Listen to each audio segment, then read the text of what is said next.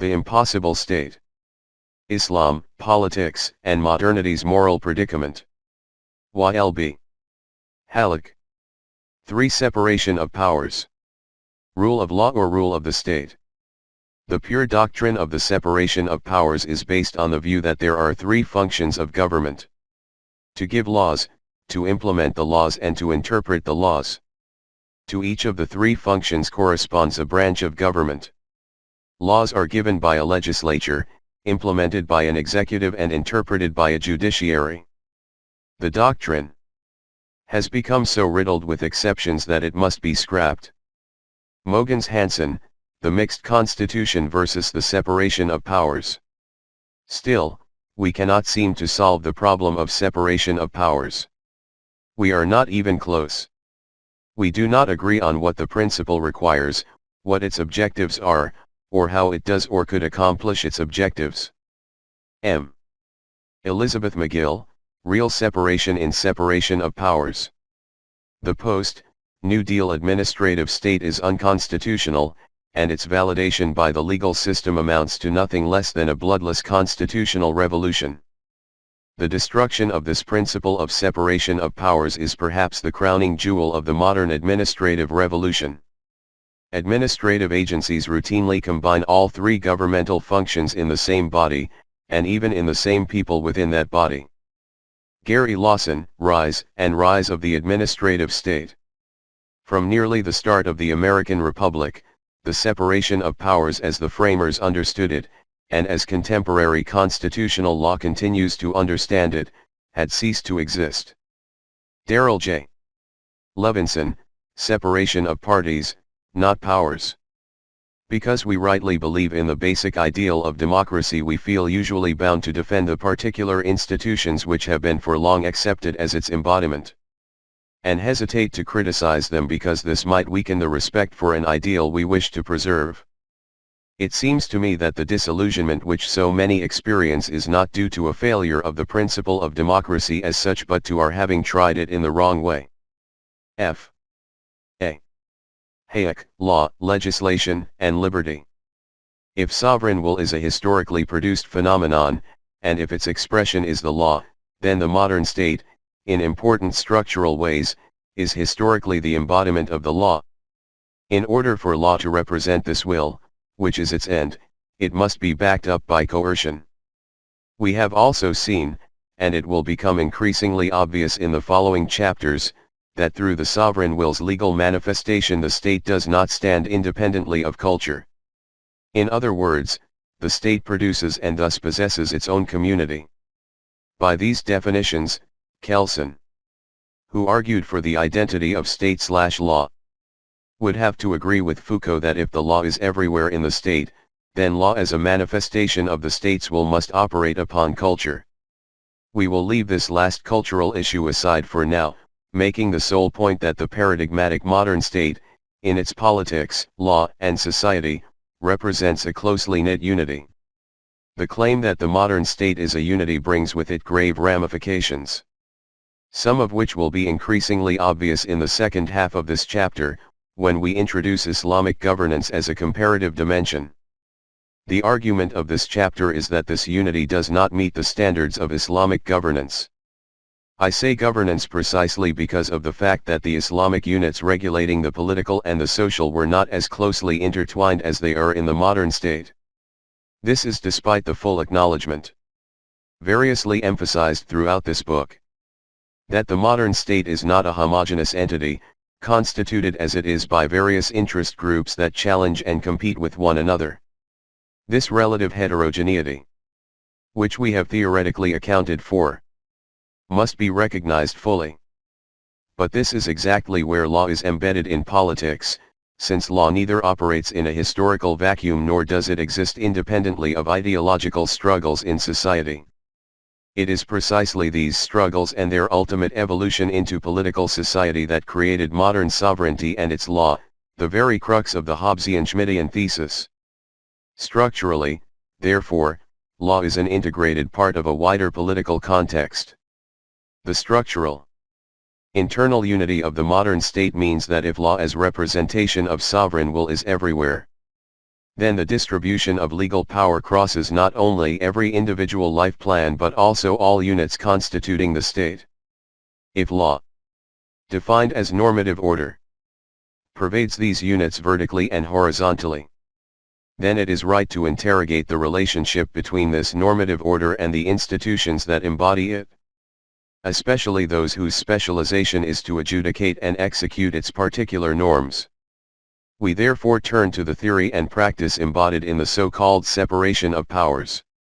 The aim, it must be stressed, is not to give an exhaustive account of this subject, on which a vast body of literature already exists, but rather to highlight briefly the structural problems that constitutional scholars have identified. If objection is made here to setting aside the blessings of the system of separation of powers, I plead that it is the problems, not the blessings, which surely exist, that must be, for obvious reasons, evaluated in an inquiry of the type we are conducting. If it turns out that the problems in the Western concept of separation are structural and multiple, then we can with justice say that Muslims, as well as other non-Western others, might want to approach the concept with due caution. 1. Separation of powers in the nation-state. Both popular belief and much visionary political and constitutional theory advance the narrative that the separation of the three state powers or branches of government, the legislative, judicial, and executive, constitutes the backbone and foundation of liberty and democratic rule. The vesting of power in three distinct, separate, and independent groups of institutions is said to be indispensable to the constitutional state, the site where the rule of law is deemed both most sustainable and meaningful. Likewise vital to this concept of separation is the notion that these three powers ought to be exercised by separately staffed departments, each being constitutionally equal and mutually independent. This mutual independence dictates, and this is particularly important to our argument, that the legislative branch must not ipso facto only enjoy total independence but that it also must not delegate its powers, especially to the executive. This ideal has become a universal truism, endlessly repeated by political reform movements around the globe.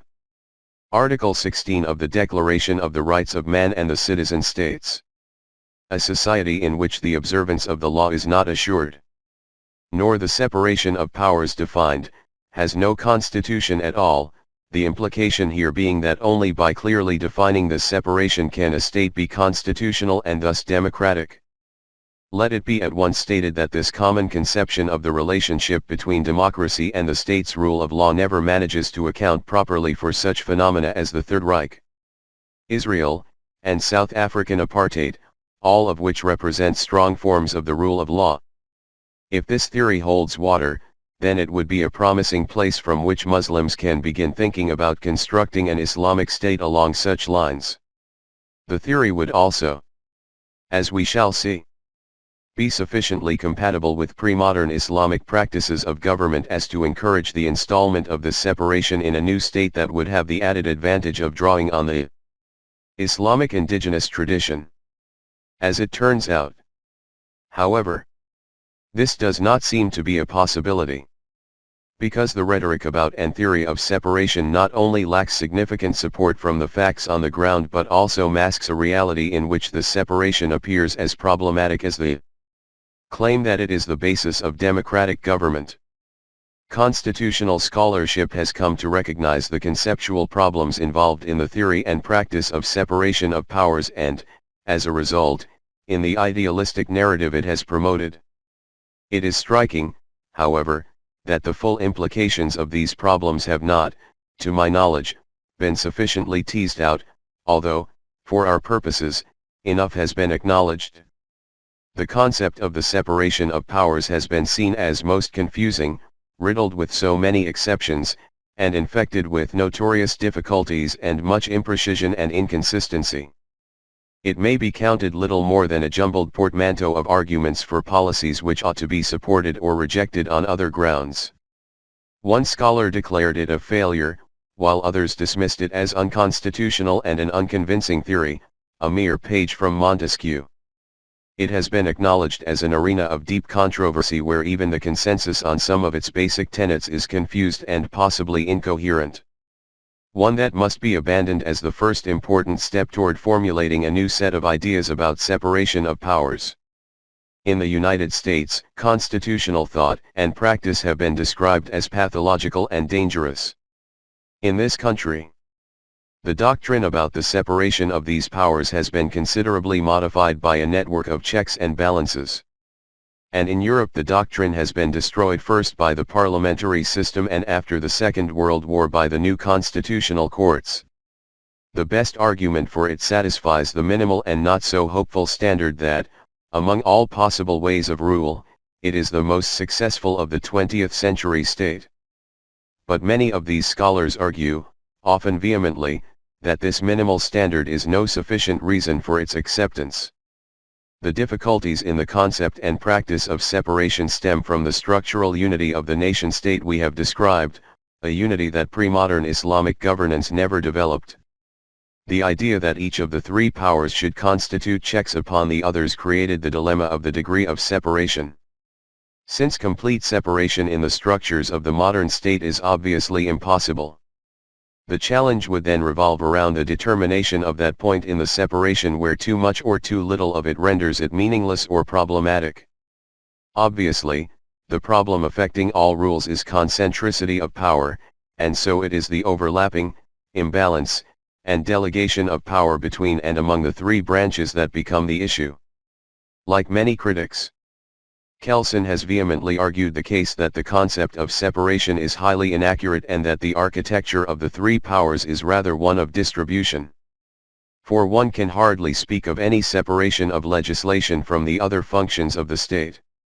The appearance of separation, Kelsen seems to say, is a matter of naming, because the legislature, for example, specializes only in legislating, but its functions are also distributed among several other organs. If the legislature is referred to as such, this is merely by virtue of a favored position. The legislative has no monopoly over lawmaking. It only specializes in creating general norms. But even here, in the creation of general legal norms, the legislature is not the only active agency, since this function, i.e., the production of general norms, is also delegated to the other two powers. Like many others, Kelsen argues that the label legislative is a mere historical convention given to that branch which specializes in legislation. In both the United States and Europe, there has been such a merging of legislative and executive functions that political practice in these regions stands contrary to the doctrine of the separation of powers, in effect amounting, particularly in the United States, to a constitutional revolution. Similarly, although much legislation occurs within the judicial and executive branches, they are not named legislative because they specialize in their respective functions. It is an impropriety and particularly unsound to refer the function of legislation to the judiciary and, especially, to the executive. The progressive breakdown of the principle of separation is nevertheless particularly obvious in the case of the legislative and the executive, where the latter chips away at the prerogatives of the former. For example, the amalgamation of judicial and legislative functions at the hands of American administrative departments, done in the name of public convenience, interest, or necessity, is not only a standing violation of the separation of powers but might have in earlier times been struck down as an abdication of legislative responsibility.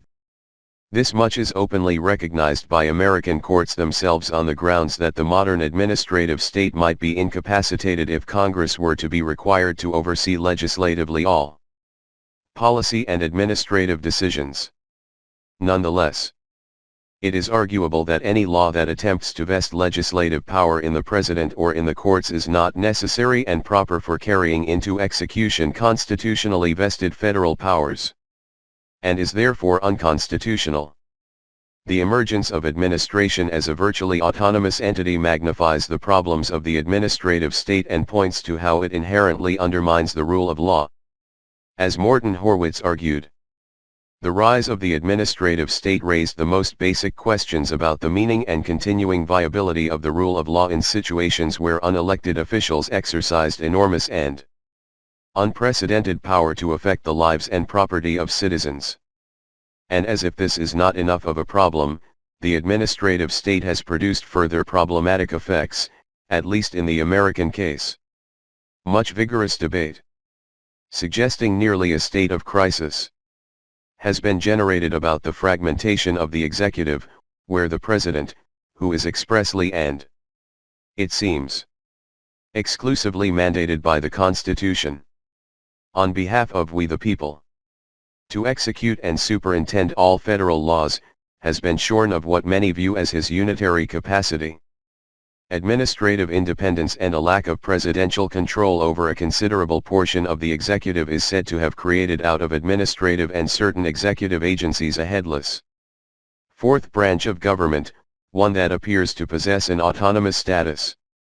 That the American president is in practical reality far from being the exclusive chief executive magistrate stipulated in the Constitution is in little doubt.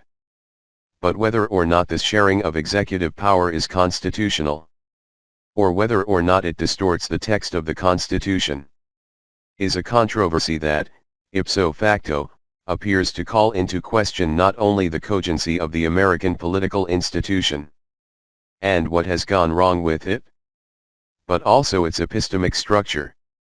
However calculated, it must be the case either that the bifurcation in the executive into a presidential branch and a headless fourth branch is right and the Constitution wrong, or that the Constitution, in assigning executive power to none other than the president, is right and executive governance is a misapplication and deviation from the founders' intent. It must be either, as it cannot be both.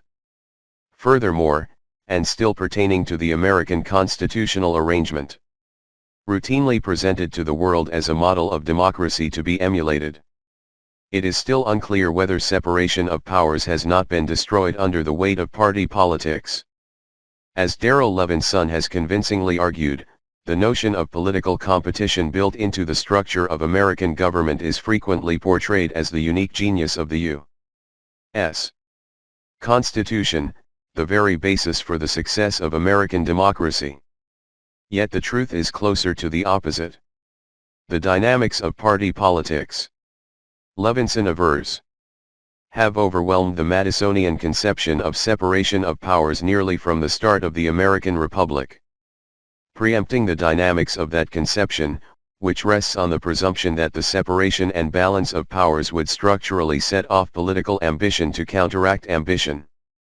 It was Justice Jackson who seems to have been the first to note that only a fanciful observer would overlook the fact that the president heads both a political system as well as a legal system, and that party politics and interests, sometimes more binding than law, extend his effective control into branches of government other than his own, and he often may win, as a political leader, what he cannot command under the Constitution.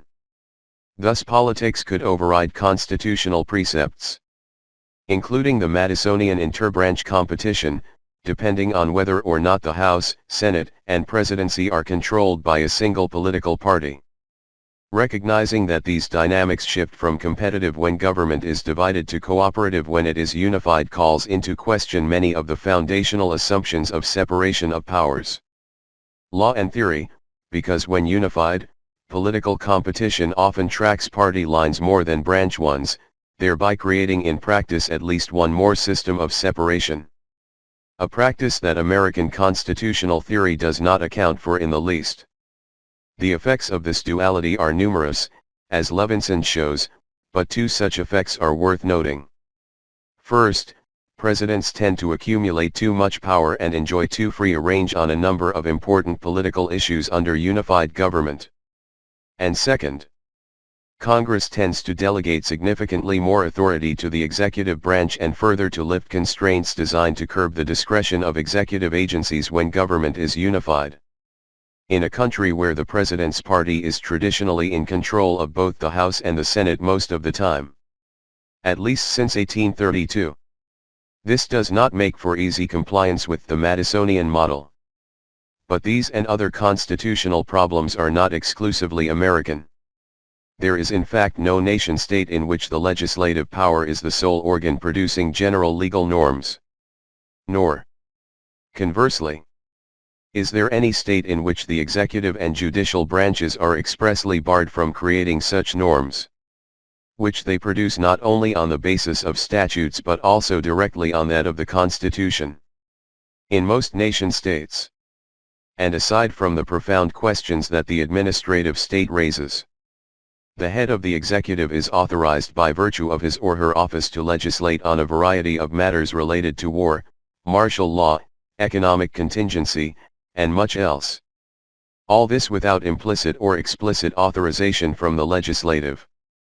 In the United States, for instance, the presidency was transformed into a kind of plebiscitary principate with despotic tendencies toward arbitrary, ruthless, and self-aggrandizing exploitation of power.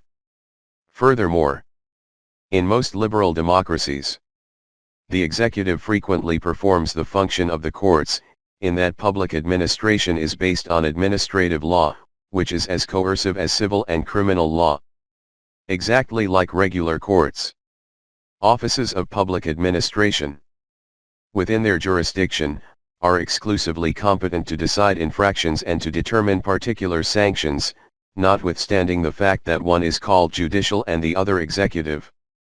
What the judiciary and executive powers produce is usually termed regulations or ordinances, but these in effect often possess the same character as general norms created by the legislature. This distribution of power could perhaps be justified if the capacity of the judicial and executive powers to create such general norms were delegated to them by the legislative branch. But it is not always clear that this is case.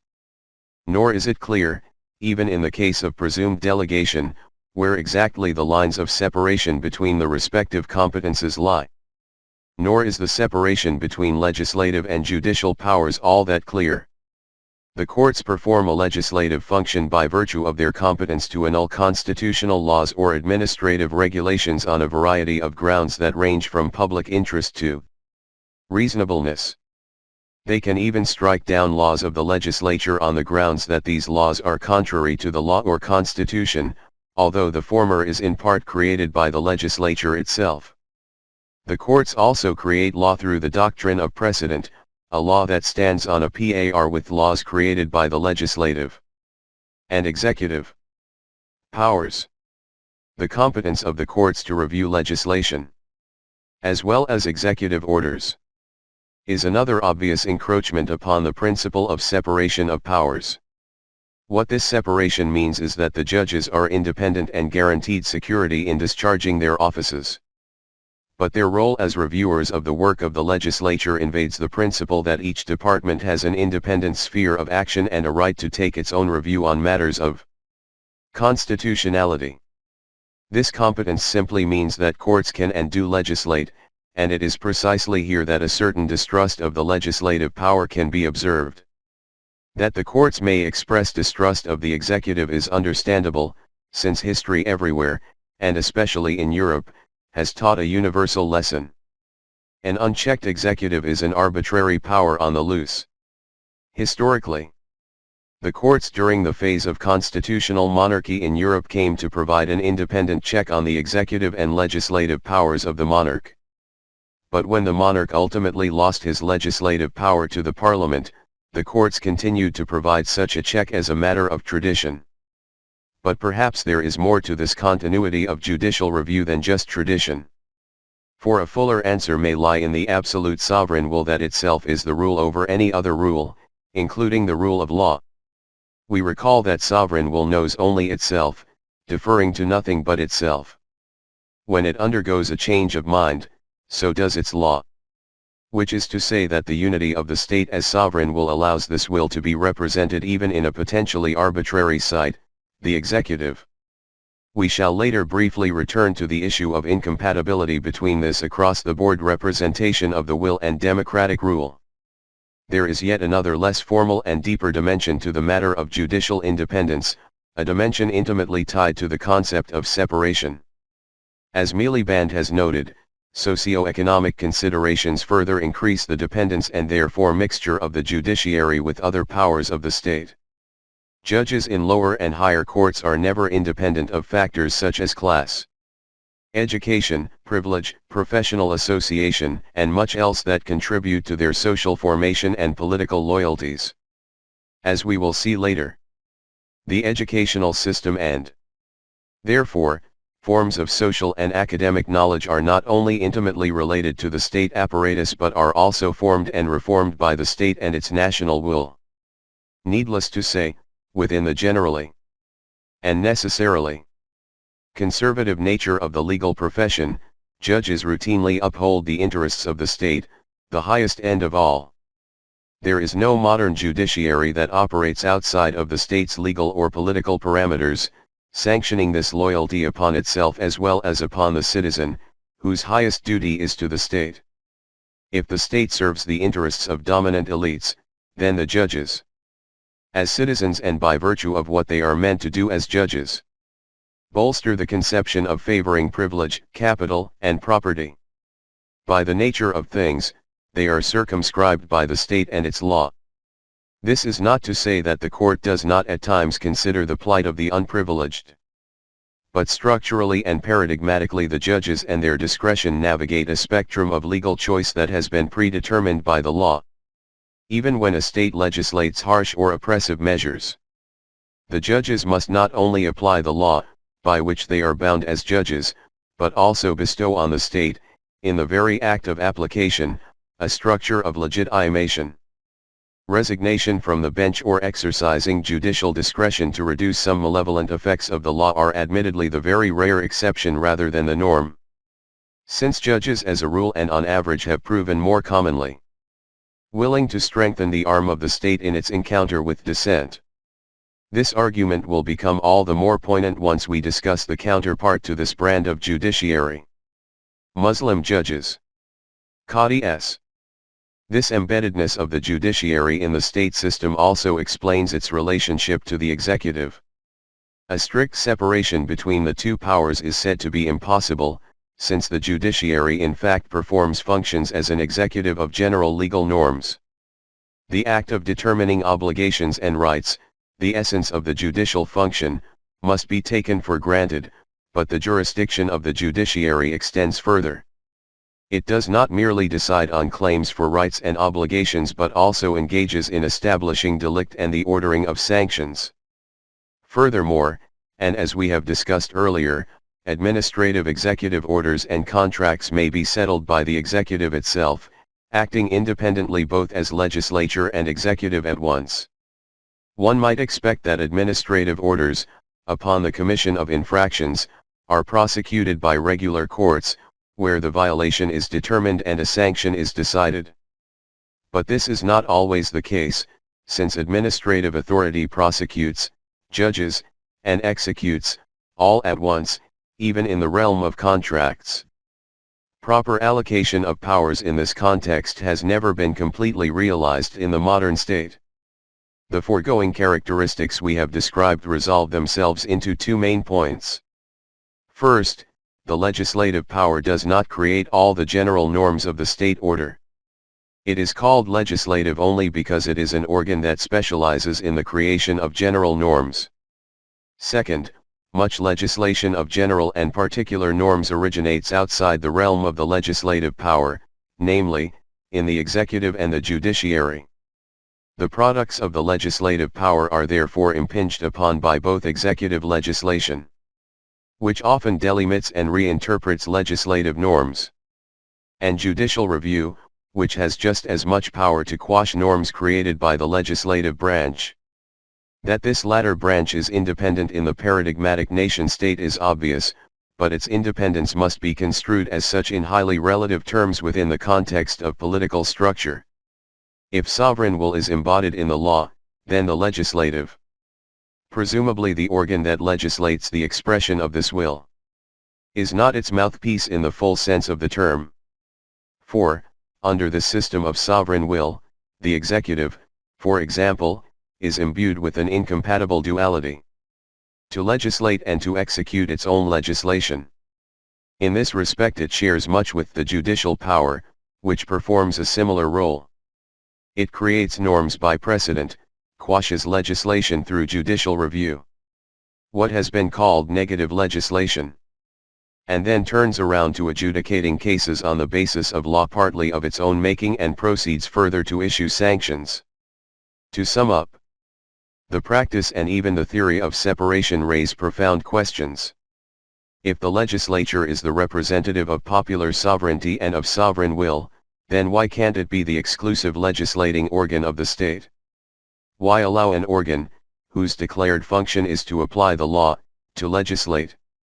But perhaps most importantly, why arrogate the power of legislation to an executive organ whose declared function is to execute judicial orders? Even if we accept the standard claim that the separation between the three powers is not so much a separation as a way to prevent concentricity of power in any one of them.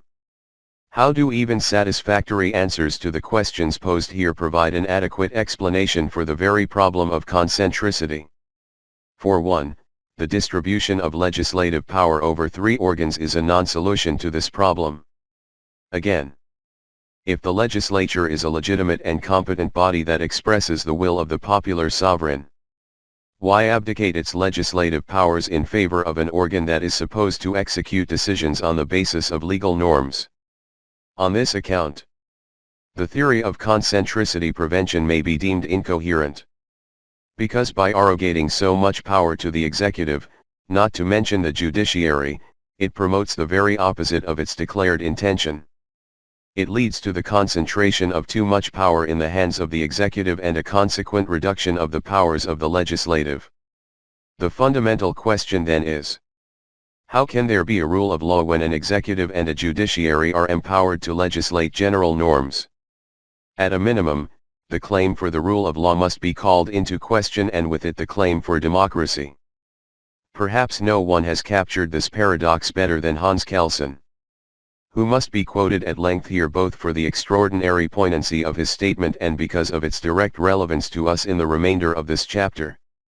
The principle of a separation of powers, understood literally or interpreted as a principle of division of powers, is not essentially democratic. Corresponding to the idea of democracy, on the contrary, is the notion that all power should be concentrated in the people. And where not direct but indirect democracy is possible, that all power should be exercised by one collegiate organ, the members of which are elected by the people and which should be legally responsible to the people. If this organ has only legislative functions, the other organs that have to execute the norms issued by the legislative organ should be responsible to the latter, even if they themselves are elected by the people, too. It is the legislative organ which is most interested in a strict execution of the general norms it has issued. Control of the organs of the executive and judicial functions by the organs of the legislative functions corresponds to the natural relationship existing between these functions. Hence democracy requires that the legislative organ should be given control over the administrative and judicial organs.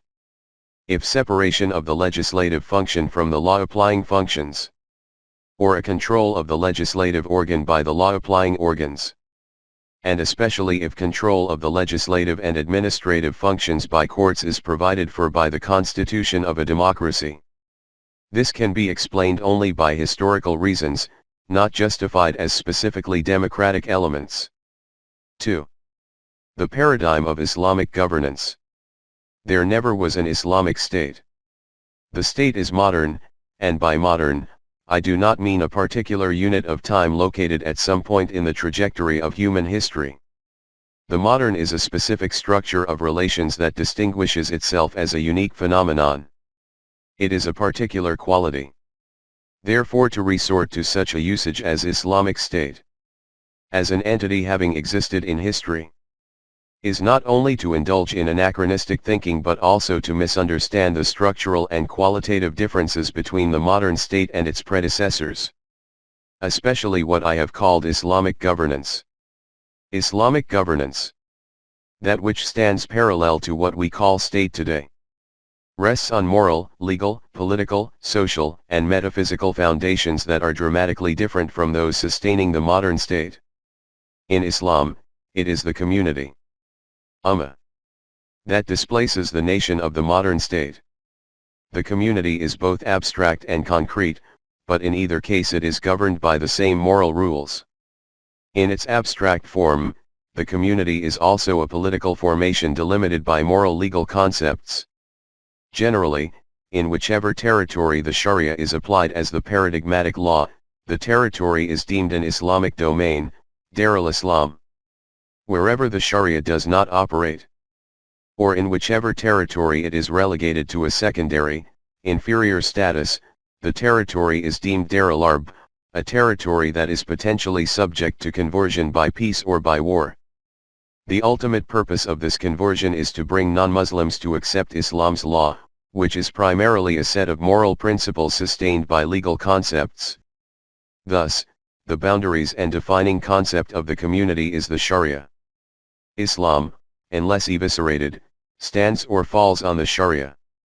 Whereas the nation-state is the end of all ends. Knows only itself, and therefore is metaphysically the ultimate foundation of sovereign will. The community and its individual members are a means to a greater end. This implies that the community itself neither possesses sovereignty nor does it have, in the sense the modern state has, an autonomous political or legal will, since the sovereign is God and God alone. Of course, the community as a whole, and as represented by its chief jurists, does have the power of decision, this being the crux of the doctrine of consensus. But this power is an interpretive one, bounded, as the final chapter in this book makes clear, by general moral principles that transcend the community's control. These principles may have been sociological at one point in history, but they soon emerged as a representation of divine moral will. Before being transcendental and theological, divine sovereignty was moral. An expression of this sovereign will, the Sharia came to articulate the moral principles through a morally constructed law. Paradigmatically defined, the community consists of the totality of believers who are, as believers, equal to each other in value and thus stand undifferentiated before God. If God prefers one member over another, it would be not by virtue of belonging to a more powerful class or having a particular skin color but rather by virtue of the quality of his or her belief. Thus, the premium of social relations. That is, the interaction between and among the members of the community as well as their relations to the outside world, is determined by the quality of this belief. But most importantly here is the knowledge that, in the determination of the moral values upon which belief is erected, God is the only sovereign. He is the end of ends, earthly existence being an ephemeral and ultimately transient reality to be always seen as embedded in a creative cosmic context. The community and its members thus come before the sultanic executive, both historically and logically, just as the Sharia takes precedence, at both levels, over that executive. Sherman Jackson sums up the matter well when he states that government's intervention in society and law is the exception rather than the rule. The state equals sultanic executive. Even as executive, is not the repository of religious authority. Nor does the individual exist for the sake of the state. It is rather the state that exists to promote the welfare of the individual. The individual, who again actually precedes the state, is beholden, in the final analysis, only to God. In the end, the state is justified only to the extent that it promotes the efforts of the individual to obey and worship the Creator. God is the sovereign because he literally owns everything. Human ownership of any kind, including the absolutely unencumbered ownership of property, is merely metaphorical and ultimately unreal. It is at best derivative of the original state of sovereign ownership. This explains, for instance, why in Islam the care for the poor is legislated as their right against the wealth of the well-to-do. Since the wealth of the latter is God's, and God's compassion is first and foremost bestowed on the poor, the orphans, and the wretched of the earth. If the physical world in its entirety is derivative, then it cannot have any real form of original possession, including possession of a law or a moral code. It is God therefore who is the sole legislator, and it is with him and him alone that sovereignty and sovereign will lies. If the modern state's sovereign will is represented in the law, so is God's sovereign will. The law of the Muslim God is the Sharia, pure and simple. And the Sharia is the moral code, a representation of his moral will, the first and final concern.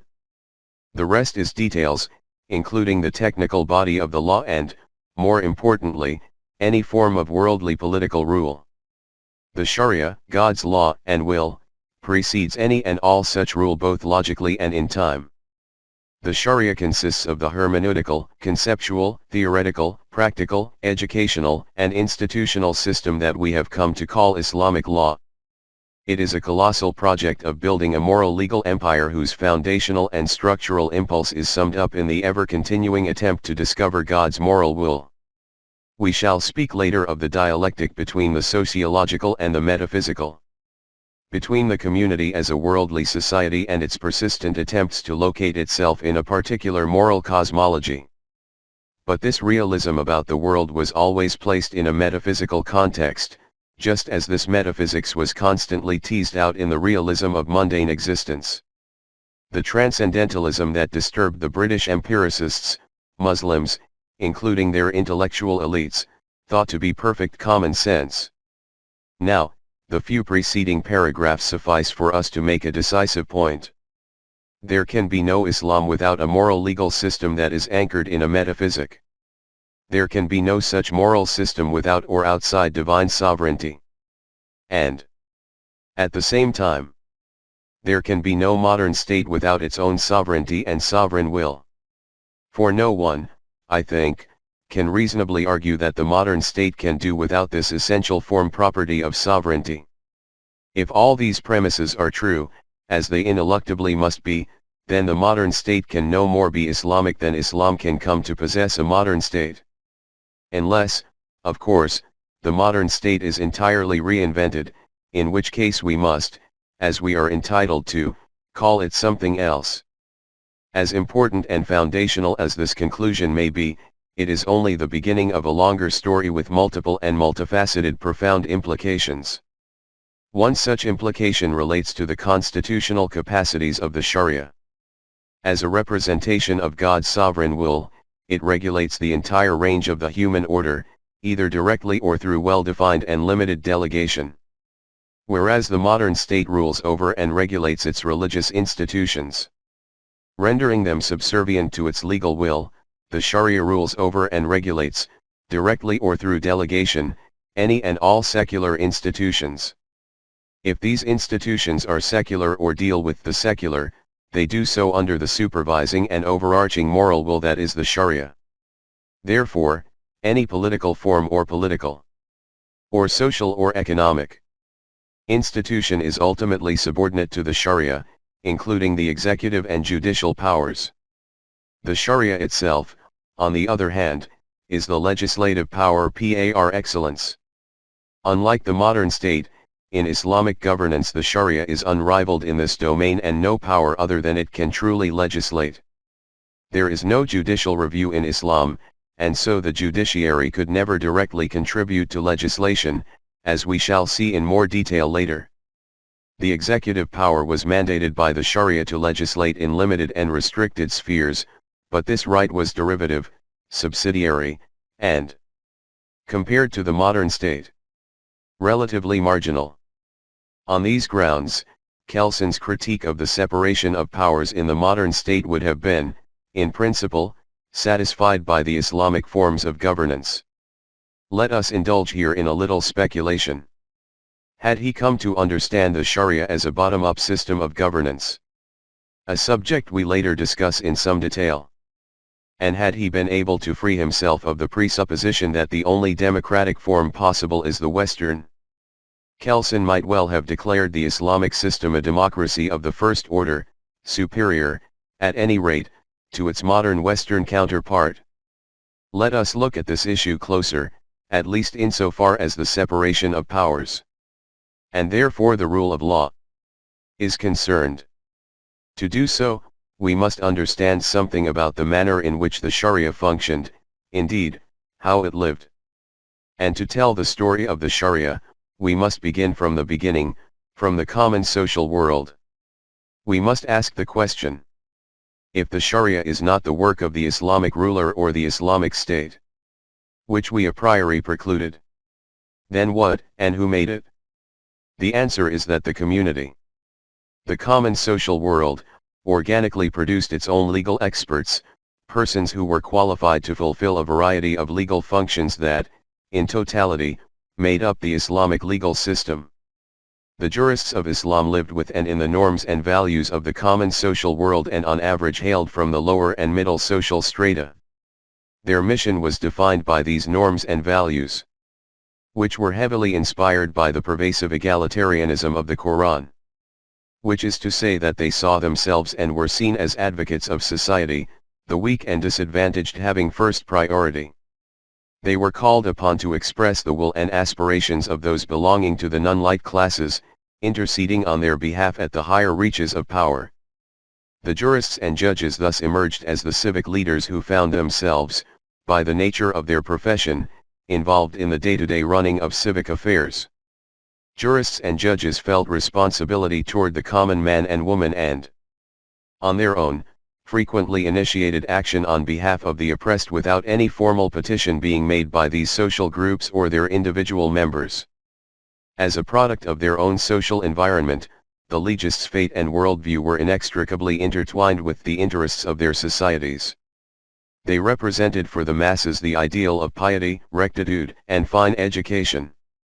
Their very profession as guardians of religion, experts in religious law, and exemplars of the virtuous Muslim lifestyle made them not only the most genuine representatives of the masses but also the idealized heirs of the Prophet. As one influential and paradigmatic prophetic report came to attest, they were the locus of legitimacy and religious and moral authority. As jurists, they fulfilled many functions, from the pedagogical and professorial to the judicial and notarial. For our concern here, we shall focus mainly only on two functions, those of the mufti and the qadi. Judge. The muftiship, among other things, is a supreme social legal function because of the central role it played in the early evolution of Islamic law and the important contribution it made to the continued flourishing and adaptability of the Sharia throughout the centuries and in many regions of the world. The mufti was, as a rule, a private legal specialist who was legally and morally responsible to the society in which he lived, not to the ruler and his interests. His defining duty was to issue a fatwa, namely, a Shari legal answer to a question he was asked to address. Consulting him was free of charge, which meant that legal counsel was easily accessible to all people, poor or rich. Questions addressed to the mufti were raised by members of the community or by judges who found some cases brought to their courts difficult to decide.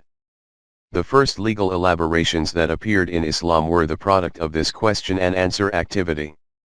With time, these answers were brought together, augmented, systematized, and eventually transmitted in memory as well as in writing as law books. The mufti stated what the law was in a particular factual situation. As he was considered to have supreme legal authority, his opinion, fatwa, though non-binding, nonetheless settled many disputes in the courts of law. Thus regarded as an authoritative statement of law, the fatwa was routinely upheld and applied in the courts.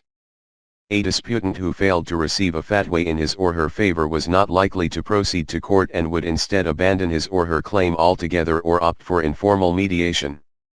Muftis, however, did not always physically sit in court, but this did not change the fact that they were routinely consulted on difficult cases, even if they resided several days' distance from the court.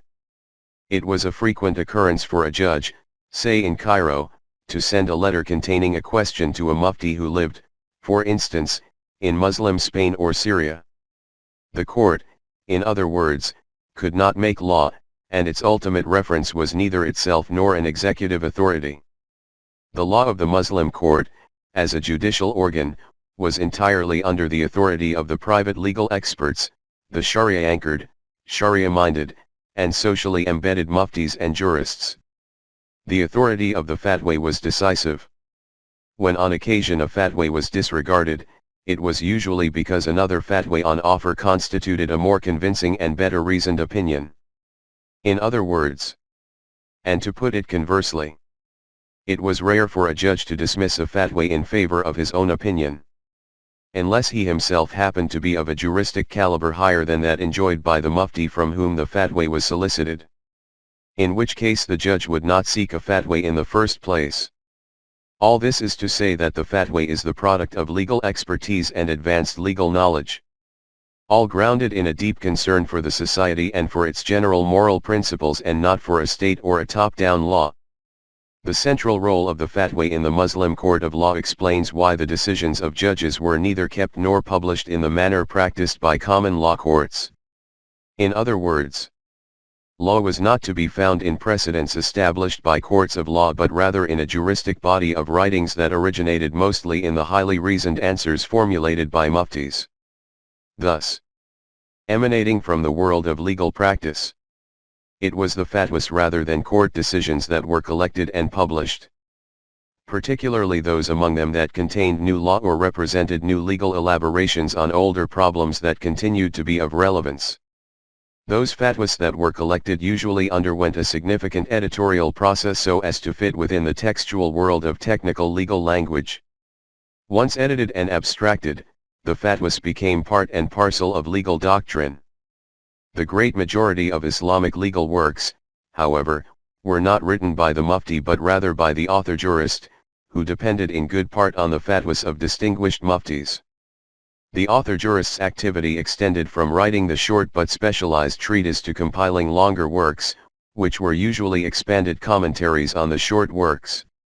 It was these works that afforded the author jurists the opportunity to articulate, each for his generation and region, a modified body of law that reflected both the evolving social conditions and the state of the art in the law as a technical discipline. It is also instructive that the fatwas that formed the substance of later doctrine were those that answered contemporary needs and had at once gained currency in practice. On the other hand, those opinions that ceased to be of use in litigation and practice were either excluded altogether or designated as weak. Many of the works written and published by the author jurists were standard references for the judges, who studied them when they were students and consulted them when they assumed the judicial functions. Since the authority of the law resided in the mufti's opinions and the author jurist's treatises, the judge, unless he himself was simultaneously a mufti or an author jurist, was not expected to possess the same level of expert legal knowledge. This is to say that a person who was a mufti or an author jurist could usually function as a judge, although a judge who was trained only as judge could not serve in the capacity of a mufti or an author jurist, or, for that matter, a law professor. But this is also to say, by implication, that the mufti, the author jurist, and the judge operated in their respective functions under the authority of the Sharia, not under a state law, state order, or statute. And they did so in their own social world for the sake of that world. One final matter must be noted, namely, the inextricably close ties between law and society. We must do our best to avoid casting the matter in the language of social order and legal order, since the highly porous relationship between law and society precluded meaningful distinctions between them. In terms of judicial practices, litigants and consumers of the law appeared before the Qadi without ceremony and presented their cases without needing professional mediation, for the Sharia had no lawyers. The litigants spoke informally, unhampered by anything resembling the absolute discipline of the modern court.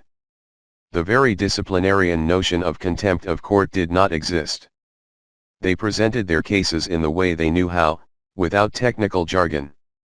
This was possible because in the Islamic system of justice no gulf existed between the court as a legal institution and the consumers of the law. However economically impoverished or educationally disadvantaged the latter might have been. Yet it was not entirely the virtue of the court and Qadi alone that made this gap non-existent, for credit must equally be given to these very consumers. Unlike modern society, which has become estranged from the legal profession in multiple ways, pre-modern Muslim society was as much engaged in the Shari system of values as the court itself was embedded in the moral universe of society. It is a salient feature of that society that it lived legal ethics and legal morality, for these constituted the religious foundations and codes of social praxis. To say that the moral law of pre-modern Muslim societies was a living and lived tradition is to state nothing less than the most obvious. If law was a lived and living tradition, then people knew what the law was. In other words, legal knowledge was widespread and accessible, thanks to the mufti and other legists who were willing to impart legal knowledge free of charge and nearly at any time someone wished to obtain it. The social underdogs thus knew what their rights were before approaching the court, a fact that in part explains why they won the great majority of cases when they happened to be plaintiffs. Their counsel were not lawyers who spoke a different, incomprehensible language, nor were they higher-class professionals who exacted exorbitant fees that often made litigation and recovery of rights as expensive as the litigated object. But the spread of a legal ethic and legal knowledge in the social world of Islam was also the function of a cumulative tradition transmitted from one generation to the next and enhanced at every turn by the vibrant participation of aspiring law students, the greater and lesser muftis, the imams, and by the occasional advice that the judge and other learned persons gave while visiting acquaintances, walking in the street, or shopping in the market. Thus when the common folk appeared before the court, they spoke a legal language as perfectly comprehensible to the judge as the judge's vernacular moral language was comprehensible to them. Legal norms and social morality were largely inseparable, the one feeding on and, at the same time, sustaining the other. As much a social as a legal institution, the Muslim court was eminently the product of the very community it served and in the bosom of which it functioned. Now, it is true that the Sharia developed certain apprehensions, or, in American constitutional parlance, distrust, toward executive political power, apprehensions that are testimony to Sharia's ability to command loyalty to the society and morality in which it functioned and lived. It is by no means an exaggeration to say that the Sharia and its jurists emerged from the midst of society and continued to serve that society until the Sharia was effectively dismantled. If it cooperated with political powers, it did so as a mediator between these powers and the masses, while keeping its eyes fully open on the interests of the people. And if the political elite sometimes used it to accomplish their own ends, they used it under its terms, not theirs. That they were constrained by it while embarking on their own ventures there is little doubt. The Sharia was not only the law of the land but also the law of the heavens and everything lying in between, including politics and rule. If the legislative power in Islam was entirely embedded in a socially based, divine body of law, and no contradiction must ensue from this. And if the Sharia was an independent legislative power, then in what sort of relationship did it stand with judicial power? Before proceeding to answer this question, we must observe that adjudicating disputes was only one of the many duties that the Sharia court and its judge had to undertake. The Qadi, like the Mufti, was a member of the community he served. He was trained by his fellow Mufti-cum-law professors and belonged to the Guild of Ulama, the scholarly religious class that emerged from the midst of the ordinary social ranks. Islamic law itself insists that a Qadi, to qualify for the position, had to be trained in Sharia and to be intimately familiar with the local customs and ways of life in the community in which he served. With the help of his staff, he was in charge of supervising much in the life of the community. He oversaw the building of mosques, streets, public fountains, and bridges. He, or his deputies, inspected newly constructed and dilapidated buildings, the operation of hospitals, soup kitchens, and charitable endowments, which constituted between 40 and 50% of all real property in the great majority of Muslim lands. He looked into the care afforded by guardians to orphans and the poor and himself acted as guardian in the marriage of women who had no relatives capable of functioning as legally competent guardians. Moreover, the Qadi oftentimes played the exclusive role of mediator in cases that were not of a strictly legal nature. Not only did he arbitrate disputes and reconcile husbands and wives, but he listened, for example, to problems dividing relatives and friends who might need no more than an outsider's opinion.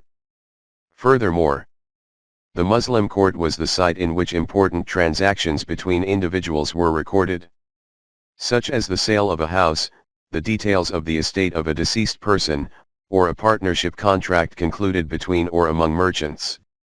Just as important was the social context in which the Qadi and his court functioned.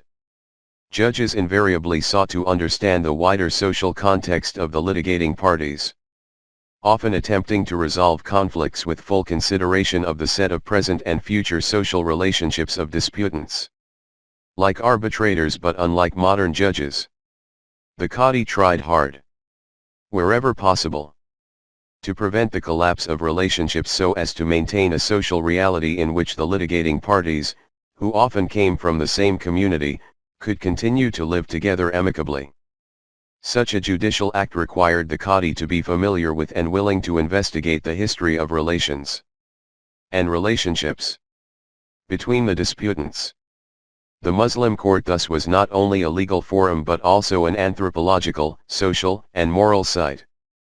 Thanks to its remarkably low fees, incomparable with the exorbitant costs of litigation in the modern court, and by virtue of the nature of the Islamic notions of justice, it was highly accessible, providing a venue for poor and rich alike, women and men, Muslims, and even Jews and Christians. Minorities who often favored the Muslim court over their own denominational tribunals. Now, it is crucial to understand that the law applied by Qadis was the result of a centuries-long, cumulative hermeneutical project undertaken by the jurists themselves, both as individual believers and members of the community. They developed methods of thinking about and interpretation of the law that came to be known as Usul al-Fiqh, a body of theory that brings into a systematic amalgam a number of advanced fields: logic, theology, language, linguistics, rational textual hermeneutics, legal reasoning, and much else. On the basis of this theory and the principles it offered, those jurists who attained the highest intellectual standards, and they were numerous in every age, exercised these faculties in order to arrive at solutions to legal questions, from issues of ritual and inheritance to equally complex and complicated matters of contract and damages. These interpretive methods constituted the tools of ijtihad, the processes of creative reasoning that the accomplished jurist employed in order to arrive at the best guess of what he thought the law pertaining to a particular case might be. With the exception of a relatively few Quranic and prophetic statements that were unambiguous and contained clear and specific normative rulings, the rest of the law was the product of ijtihad. Thus, whereas such unambiguous textual rulings were deemed certain and hence not susceptible to ijtihad, because the mind cannot see any other meaning in the language in which they were stated, this latter involved inferences and was the domain of probability. In the majority, therefore, the laws, rules, and regulations of the Sharia are largely the result of ijtihad, a domain of interpretation that rests on probability. Every accomplished jurist could exercise ijtihad, and two or more could arrive at different conclusions on the same problem with no one knowing but God, which mujtahid, i.e., the jurist conducting ijtihad, had arrived at the truth. This extensive relativism gave rise to the famous tenet that every mujtahid is correct, a maxim that proved operative and became sanctified. Ijtihad thus gave Islamic law one of its unique features. For every eventuality or case, and for every particular unique set of facts, there may be anywhere from 2 to a dozen highly reasoned opinions, if not more, each held by a different jurist but all belonging to the same school. Which is to say that the opinions are reasoned on the basis of a shared set of principles that in fact give the school its identity as a particular legal method or way of thinking about the moral law. In other words, there is no single legal stipulation that has monopoly or exclusivity, as law is designed by the modern state. Which is also to say that in this system it would have been impossible for the legislative to be unruly and potentially tyrannical, as the American framers had feared the Congress might become. Islamic law is one of legal pluralism. Not only because it acknowledges local custom and takes it into serious account, but also because it offers an array of opinions on one and the same set of facts. This pluralism gave Islamic law three of its fundamental features. First, it equipped it with a great deal of flexibility and adaptability in governing drastically varied societies and regions, from Morocco to the Malay archipelago and from Transoxiana to Somalia. Second, this pluralism was constitutive of an inner juristic structure that allowed substantive law to undergo piecemeal change throughout the centuries, thereby accommodating new developments in social and economic life. Finally, this great multiplicity of legal opinion reflected, over time and space, the endless varieties of societal interests and concerns, particularly those within the common social order, overwhelmingly in the interest of the population. This popular representation was both legal and political, for its legally expressed will was also politically binding on the ruler in his dealings with the civil population. And it was this law that the Muslim judges applied. A law that was not the product of a state or a few distinguished jurists but of hundreds of socially anchored specialists who flourished across time in culturally disparate regions. The Muslim judiciary therefore was not in the service of applying a law determined by the dominant powers of a state or a peremptory ruler but rather of safeguarding a Sharia law whose primary concern was the regulation, on moral grounds, of social and economic relations. It was a law of the people, although one that served equally to circumscribe the ruler in his treatment of the population. But while the jurists' values and the laws they applied were of societal and Shari inspiration, they themselves were appointed by the ruler, who could dismiss judges from office and limit the purview of their jurisdiction, i.e., confining them to adjudicate disputes in family law, criminal law, or a particular district or part of a city, etc. The ruler, however, could play no role whatsoever in the work of the judge between appointment to, and dismissal from, office. The law and procedure of the court was the judge's business. And his business was wholly the business of the Sharia, in which he had trained and to which he was morally, legally, and culturally faithful. The appointment of judges by the ruler operated by virtue of the concept of delegation.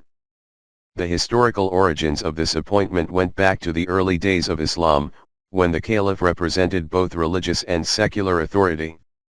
As a deputy of the Prophet, he was assumed to be a jurist of some sort, and so as a deputy and jurist he appointed the qadis. Initially, therefore, the qadi was an extension of the caliphal office insofar as supervising society and its affairs were concerned. Later on, and after the 9th century A.D., the effective rulers were not the caliphs but sultans who mostly hailed from Central Asia. The sultans were political and military leaders who ruled through a dynasty and who displaced the worldly powers of the caliphs.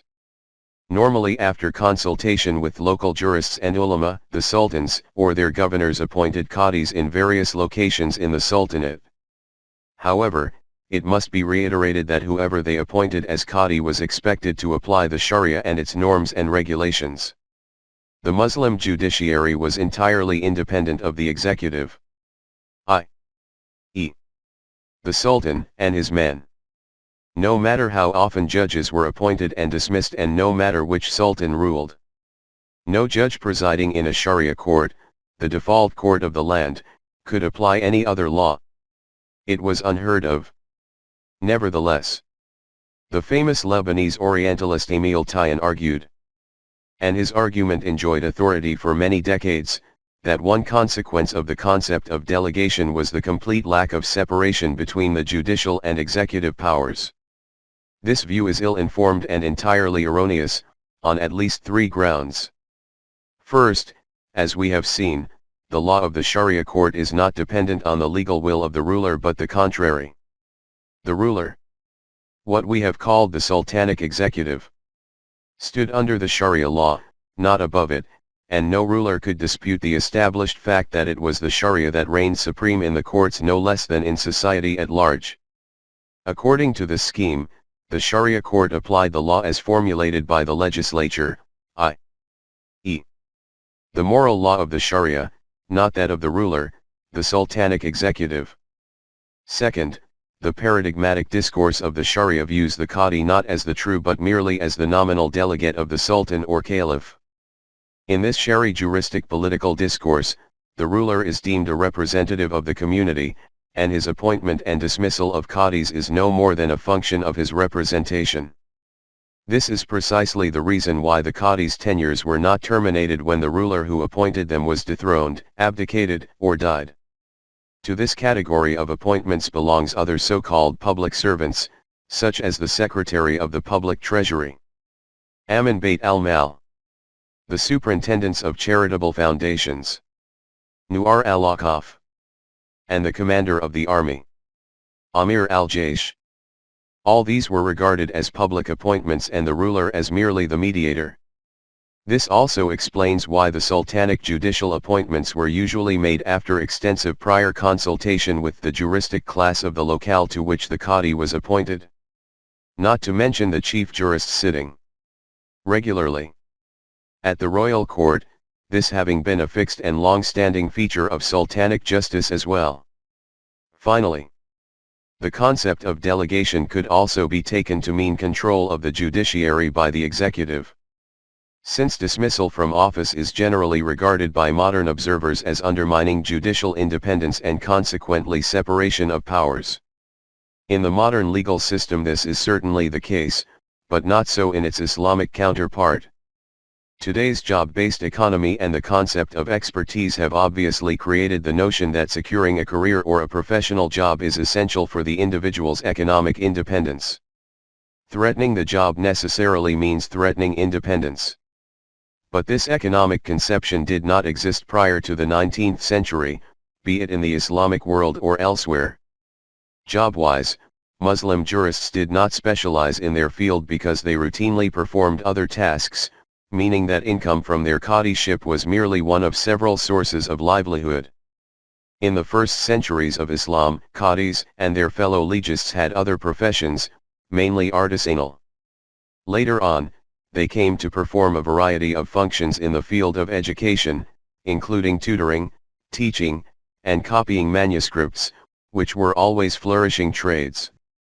Some worked as scribes, secretaries, and record keepers, while others were small merchants or, still fewer others, merchants on a larger scale.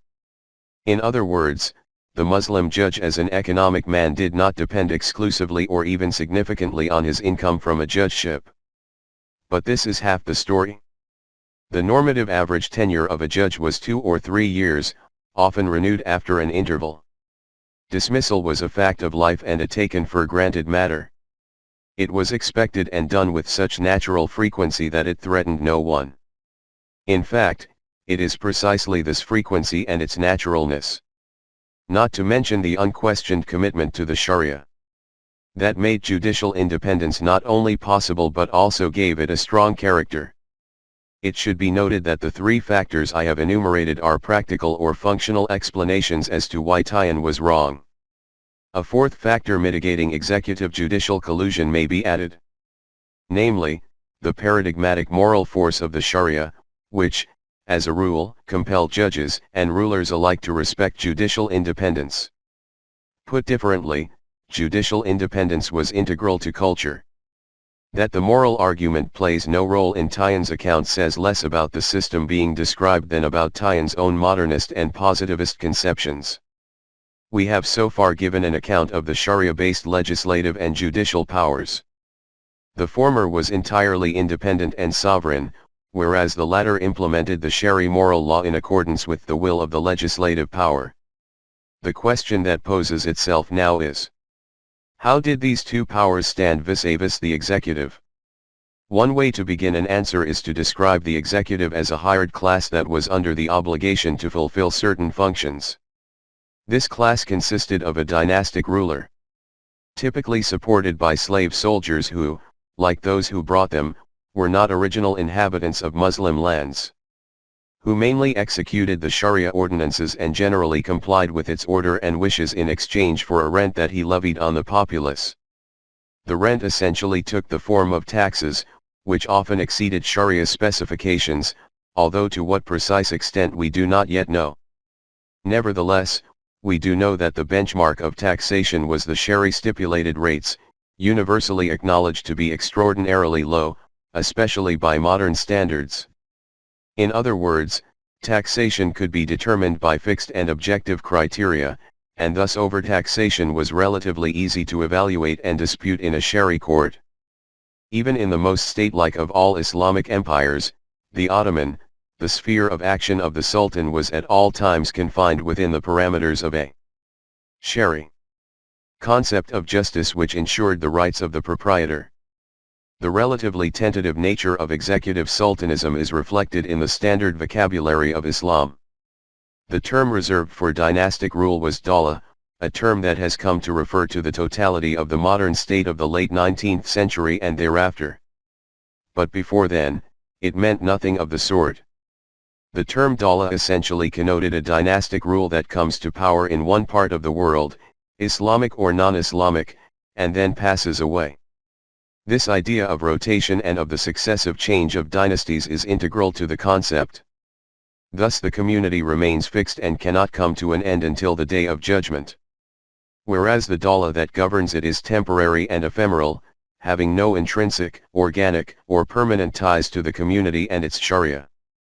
It is a means to an end. Just as one hires a housekeeper to maintain a home according to certain standards, so did the Dawla and its somewhat mercenary sultan function to uphold the Shari social world on the community's behalf. And just as the housekeeper is replaceable, so is the Dawla. The difference is that the end of the Dawla is not brought about by an autonomous decision of the community. If the Dawla was brought to an end, this was because of the rise of another, more powerful Dawla, which becomes the newly hired protector and keeper of the community's house. Literally, Dar al-Islam. The more powerful dynasty succeeds and gains Shari legitimacy by virtue of the fact that it is a more effective and efficient servant and executor of the Sharia and its norms. This tentative nature characterizing dynastic rule, which stands in stark contrast with the enduring permanency of the community and its Sharia, is fundamental to an understanding of the Islamic concept of separation of powers and therefore of Islamic constitutional theory and practice. The significance of this contrast is further bolstered, in profound ways, by the fact that throughout the 12 centuries of Islamic history, until colonialism destroyed Islamic political, educational, and social structures, the community and its Sharia witnessed a relative stability that is rarely attested in human history. This may be contrasted with the dynastic rotation, over this same period of 12 centuries, in which Arabia and Asia Minor each experienced some 18 dynasties. Dawlas. Iran no fewer than 24, and Egypt 8. An exceptionally low number. Generally, the rulers of Islamic lands were foreign to the regions that they dominated. Frequently, they were non-Muslims who eventually converted at a later point of time, and it often took them 1 or 2 generations before they were habituated to the local Islamic values, customs, and language. Lacking the bureaucratic machinery that the modern state enjoys, they could not administratively penetrate society. And they resigned themselves to this, finding in the Sharia a ready-made tool of governance and in the jurists important middlemen in their capacity as representatives of the community. Thus, they accepted the Sharia's dictates, conducting their duties toward the community accordingly and reaping what financial benefits they could, often within reason. Not all rulers, of course, complied with the Sharia norms in the same way or to the same extent, but compliance as a whole was paradigmatic. An illustrative analogy exists in our own modern politics. No one can foretell how an American president or a Canadian prime minister, on just being elected, will conduct the affairs of his or her state. Some end up ruining the national economy. Others will drag their countries into intractable wars, some are more peaceful and less trigger-happy than others, and some will protect fundamental rights while others will callously erode them. But all of these presidents and prime ministers, despite arguments that their powers may constitute a serious threat to their country's constitutional tradition, will have to operate by the general rules and standards of a liberal democracy, which the United States and Canada are. The same variations existed in Islamic dynastic rule, with 2 main constitutional differences, however. Namely, 1. That the Sharia dictated the law of the land and provided the standards of executive political management. Siyasa. Whereas the legislative branch in modern liberal democracies has comparatively lesser powers. And, as we have seen, 2. That the executive and administrative powers in liberal democracies enjoy much greater privileges of legislation than the sultanic executive did. It may also be added that, just as there is a sense among some constitutional scholars that the American presidency has become a threat to the constitutional tradition and even a principal agent of destruction, there were certain periods in Islamic history that were described in similar terms, as exemplified, for instance, in the last 3 or 4 decades of Mamluk rule.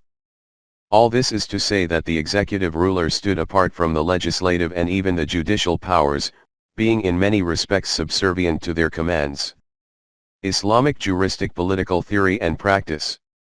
Siyasa Sharia demanded this much, and the theory was largely put into practice. An essential constitutional fact here is that it was the Sharia itself that arrogated certain powers to the ruler. While not every ruler complied with every single dictate of Siyasa Sharia, it remains the case that the paradigmatic law was just that, paradigmatic, meaning that the ruler's actions were always judged by this Shari-minded and Shari-based standard. Betrayal of the principles of Siyasa Sharia was bad government. The foregoing permits a further comment on the widespread Western Orientalist imagining of the concept of Oriental despotism. The concept was given added weight by the spurious prophetic report proclaiming that 60 years of tyranny are better than 1 day of civil strife. This was taken to be evidence that Orientals are inherently submissive and therefore possess a natural capacity to endure tyranny and oppression. Needless to say, a doctrine necessary to justify colonialism past and present. While the prophetic report does reflect an accurate understanding by Muslims of their own political legal systems and practices, the Orientalist interpretation of it is entirely erroneous. The key terms here are tyranny and civil strife. If tyranny is defined by pre-19th century European standards, the period in which the concept of despotic Orientalism was fashioned, then it becomes clear that we are dealing here with the projection of the European concept of monarch, who was absolutist and an arbitrary legislator and executor, onto the Islamic scene. But this projection is unjustified because Oriental tyranny at its worst could not accomplish 2 goals that the European monarch successfully and easily achieved. Namely, 1. Sultans and kings could never penetrate the societies they came to rule but could only govern from the outside, and, more importantly, 2. These rulers were severely constrained by a law that they did not create and that was largely out of their control. Thus, whatever tyranny they practiced could not, as a rule, have affected the integrity of the communities they ruled, communities that were the basis and defining parameters of life. In the Orientalist definition, the meaning and range of tyranny has been wildly amplified. Whereas the paramount significance of civil strife, where the all-important community is split asunder, has been dramatically de-emphasized. On the other hand, and given the nature of Islamic constitutional organization, the Muslim conception privileges the community as the cradle of life and the locus of meaningful living, deeming tyranny and its political sultanic source as comparatively far less pernicious than its European counterpart. The fallacy of the concept of Oriental despotism becomes even clearer if we ask, what were the powers and functions of executive sultanism? First, the sultan possessed no real sovereignty. Although mainly controlling the tools of violence, he represented no popular will beyond the legitimacy that the jurists, and, to some extent, Yufis, bestowed on him on behalf of the populace. He was not the source of law and thus had no significant legal will.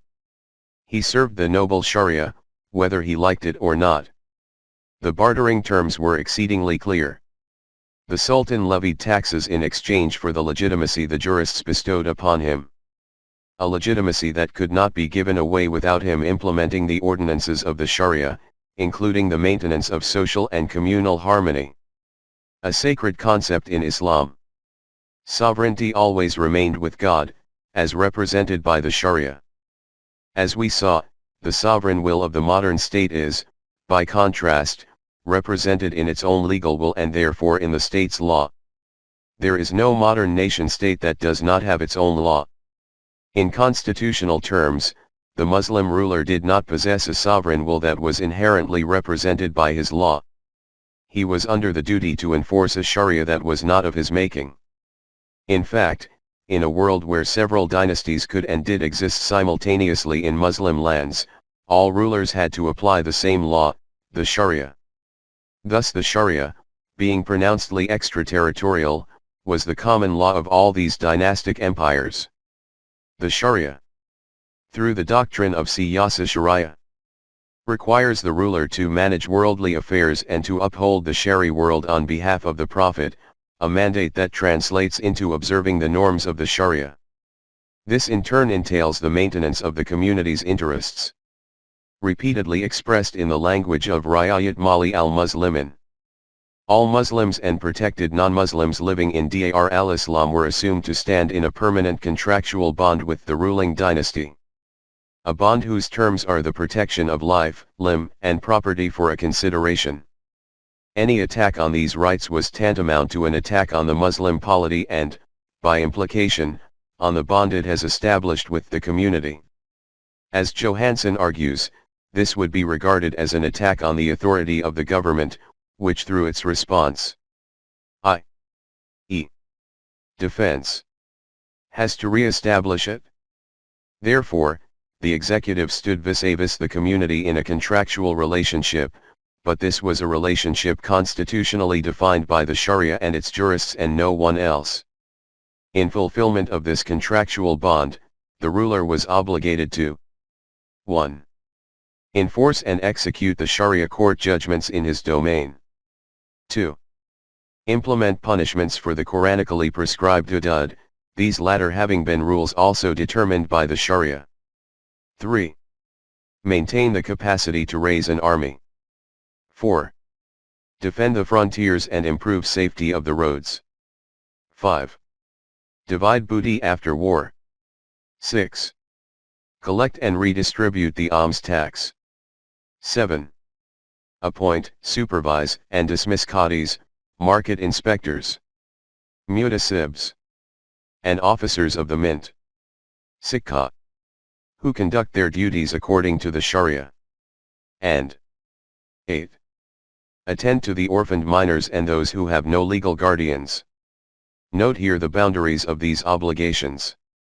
The first 5, which in both Shari theory and practice constituted the most important duties, involve the capacity to exercise legitimate violence. The 6th involves taxation, which the Sharia arrogated to the ruler as a matter of course. The 7th captures the ruler's most important duties in administering justice. The 8th is a set of duties usually delegated to the qadi and thus in effect subsumed under the 7th. It would not then be an exaggeration to say that the ruler's duties, compensated for by taxes, consisted of tools hired for the purpose of maintaining the community's security and public order. The abstract notion of the community becomes here concretized. The ruler is the keeper of the safety of and maintainer of order in that Shari community or communities which he rules.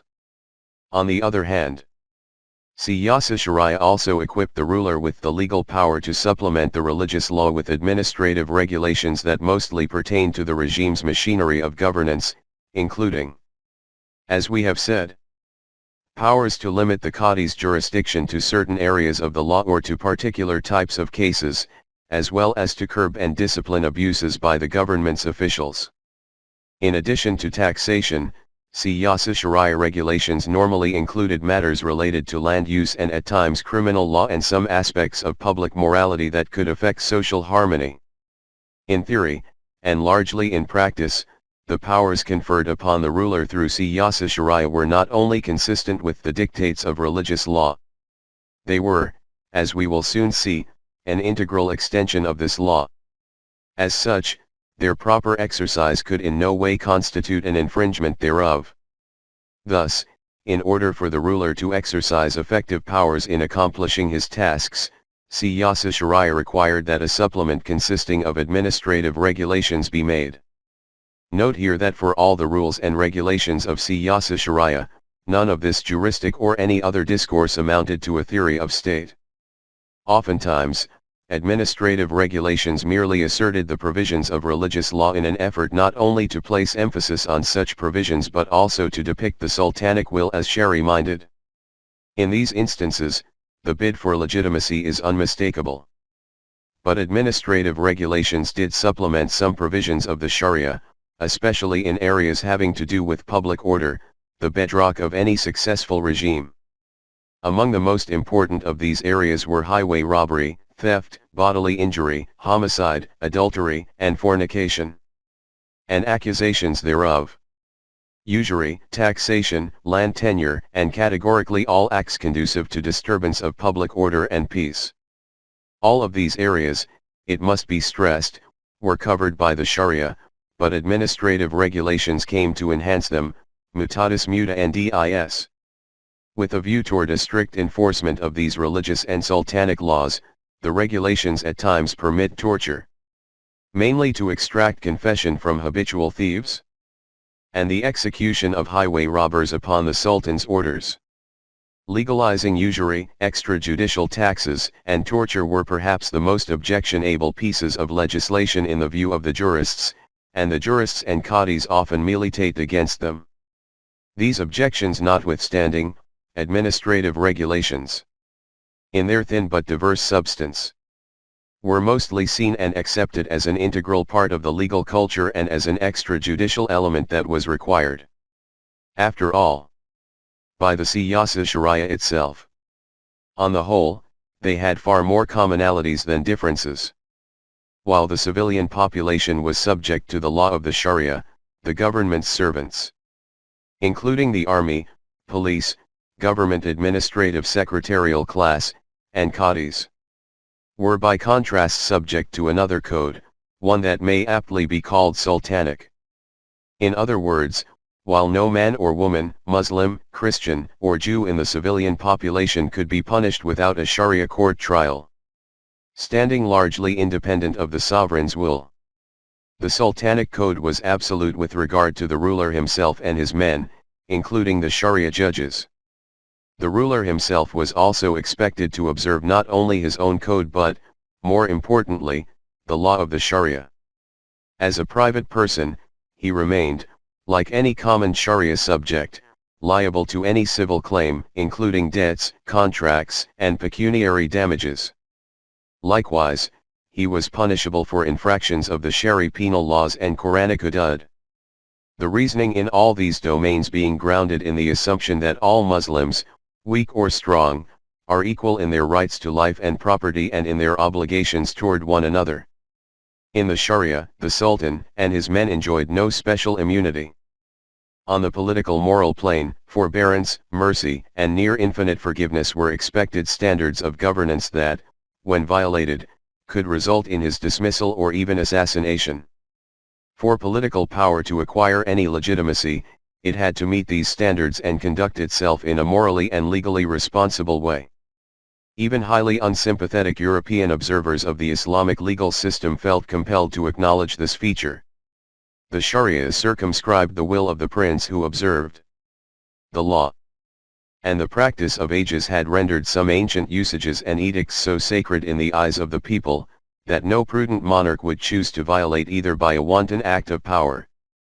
Therefore, ruling in accordance with Siyasa Sharia was in no way the unfettered power of political governance but in a fundamental way the Shari exercise of wisdom, forbearance, and prudence by a prince in ruling the Sharia's subjects.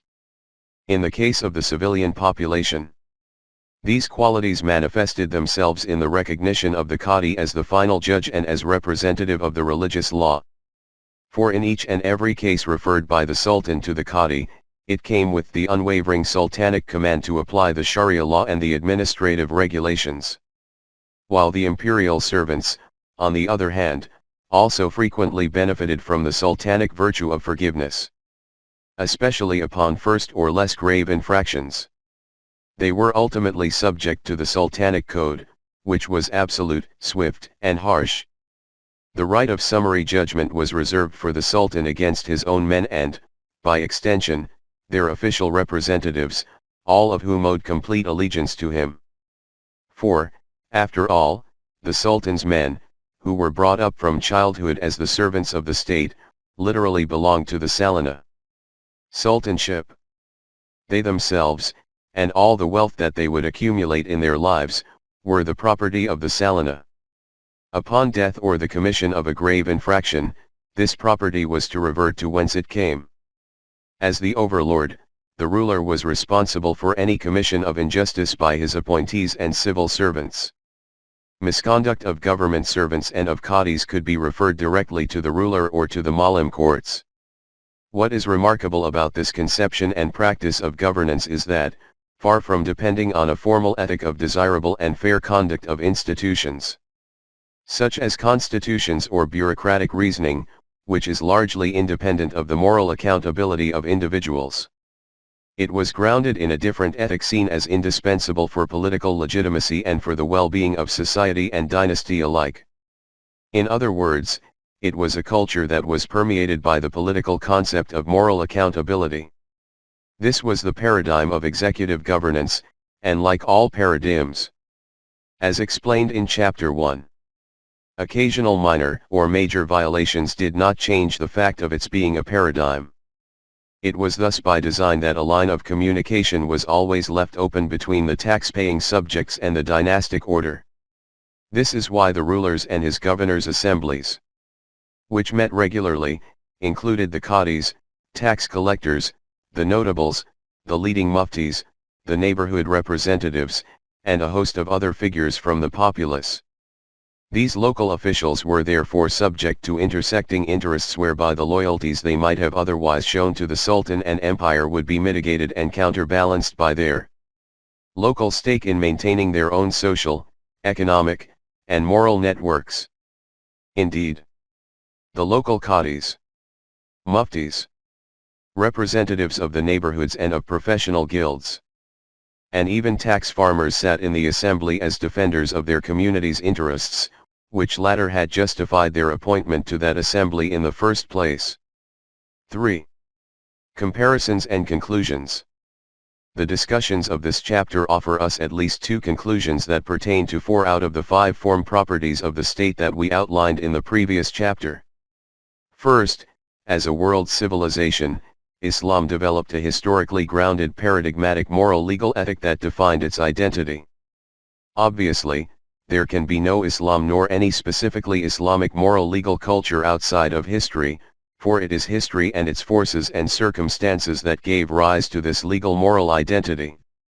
To be a Muslim individual today is to be, in fundamental ways, connected with that Sharia-defined ethic, for it is this ethic that shaped what Islam is and has been. The following chapters will illustrate and demonstrate this claim in detail. But it suffices for now to say that the formation of Muslim identity means the paramountcy of Sharia as the ruling ethic of human behavior. There is no Muslim identity without this ethic.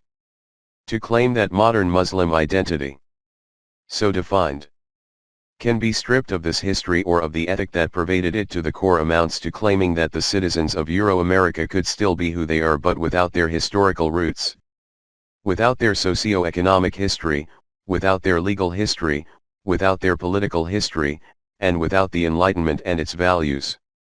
Thus, inasmuch as the modern Western state and its citizen are the product of a historically determined phenomenon, the Muslim identity of today is inextricably connected with a particular moral legal ethic that was historically determined by the supremely central values of the Sharia. Second, in this history and the identity it generated, the Sharia was the expression of God's sovereignty, for the paradigmatic invocation La ilaha illa Allah, there is no God but God, sums up the foundational knowledge and religious and discursive practice that God is the only sovereign. This knowledge was structural. It permeated the fabric of Muslim life, from social practical ethic to political governance. Finally, the concept of God's sovereignty in Islam shaped a particular paradigm of separation of powers. The legislative power was manned by private jurists who lived in and with society and its communities. They themselves, as private, unpaid scholars, constructed the law and were its guardians only by force of erudition, piety, religious charisma, and moral strength. The Sharia therefore was more amenable to the average social ranks, including its poor, orphaned, and unprivileged, than to the higher reaches of power. In fact, it was suspicious of the mighty and the politically powerful. In these senses, then, the jurists and their Sharia represented the populace to the high political powers just as well as any known system of representation does today. This is true not only because the jurists and their affiliates, local leaders, and other learned Sharia-minded men represented their communities in the fashion that an elected representative speaks for his or her constituency, but also because the very substantive law of the Sharia was far more accommodating to the common social classes than is the law of the modern state. If the Sharia was the unchallenged law of the land, and it certainly was, then the law itself spoke on behalf of the weak and the disadvantaged even when they had no legal or political representation. But they had. And so to add the representation of the jurists to the privileged position of the common social strata in the law is to secure representation in intensive, extensive, and substantive ways. It was this paradigmatic law that was applied in the courts of the Islamic world. And it was applied, as a rule, faithfully by a judicial order committed to the letter and spirit of the law's moral and just constitution. If it is true, as Kelsen argued, that democracy requires that the legislative organ should be given control over the administrative and judicial organs, then the Islamic form of governance amply provides for such a democratic system, since the Islamic judicial and executive branches remained, insofar as society was concerned, under the control of the legislative power. But we have also seen that there is more than one reason to claim this system to be highly representative. However, the point here is even more emphatic. Islamic governance separated the executive power from the legislative by degrees, making the former wholly subservient to the will of the latter, the supreme moral law. The law of the courts was also independent, despite the executive's prerogative to appoint and dismiss qadis. This prerogative was more nominal than substantive, for notwithstanding judicial appointments and dismissals, the paradigmatic law applied by the qadis always remained that of the Sharia. In sum, the supremacy of the Sharia meant a rule of law that stood superior to its modern counterpart, the present form of the Western state that has come to be fused, in the majority of instances, with a claim to democratic legitimacy, or popular sovereignty, that sits very awkwardly with its practical realities. For Muslims today to seek the adoption of the modern state system of separation of powers is to bargain for a deal inferior to the one they secured for themselves over the centuries of their history. The modern deal represents the power and sovereignty of the state, which we have seen, and will continue to see in the following chapters, to be working for its own perpetuation and interests. By contrast, the Sharia did not, because it was not designed to serve the ruler or any form of political power. It served the people, the masses, the poor, the downtrodden, and the wayfarer without disadvantaging the merchant and others of his ilk. In this sense it was not only deeply democratic but humane in ways unrecognizable to the modern state and its law. If the test is what ought to constitute inalienable rights beyond the reach of any government, to borrow Robert Dahl's words, then the Sharia passed that test, privileging the rule of law over that of the state. Accordingly, we may now also recognize a certain homonymity in the meaning of the formula rule of law. In the Islamic context, the formula acquires a thick conception of what rule of law means, whereas in the Euro-American context, the location of the paradigmatic modern state, the conception is not only thin but also teeming with problems to boot.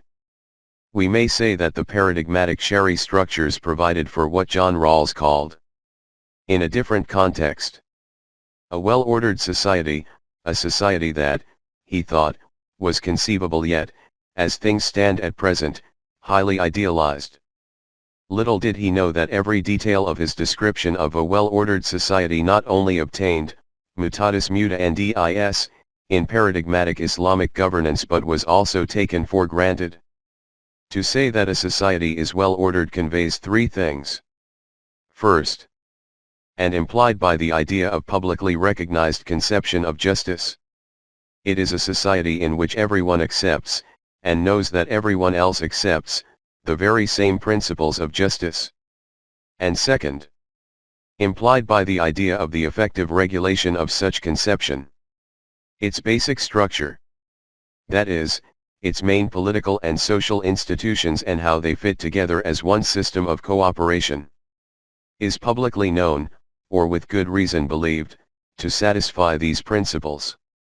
And third, its citizens have a normally effective sense of justice and so they generally comply with society's basic institutions, which they regard as just. In such a society the publicly recognized conception of justice establishes a shared point of view from which citizens' claim on society can be adjudicated. This is a highly idealized concept. Yet any conception of justice that cannot well order a constitutional democracy is inadequate as a democratic conception. Here, Rawls could easily have been a distinguished Muslim jurist describing the reality of his own legal culture, perceptively commenting on the inadequacies of modern constitutional democracy.